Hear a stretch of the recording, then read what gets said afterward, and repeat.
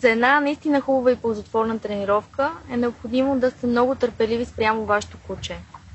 Като имате предвид неговата нервна система, познавате го добре, знаете поведението му. Например, ако виждате, че вашето куче се е уморило и вече започва да се разсейва с външни фактори и дразнители, е добре тренировката да бъде прекратена или да му бъде дадена почивка.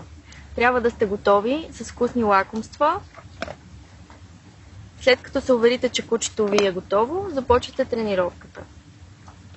След като сме сложили на врата на нашия домашен любимец новото устройство Майки Pet, което предимно се използва, ако загубите вашия домашен любимец, ще можете да го откриете с него, което е безценно.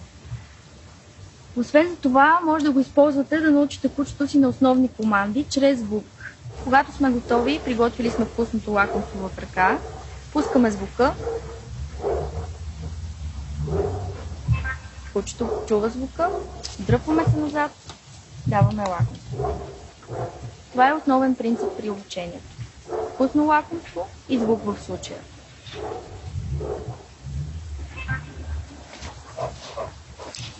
Как кучето разбира, че след звука трябва да се отзове при нас.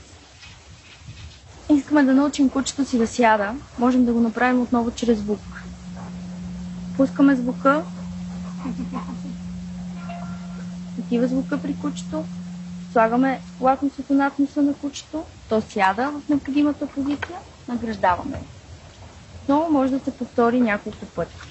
В кучето се образува връзка. Чуе ли звука, сяда и получава лакомство за това, че е седнало.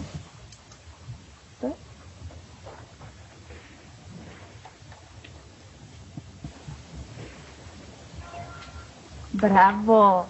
Добро момиче. Впоследствие, чуейки звука, сяда.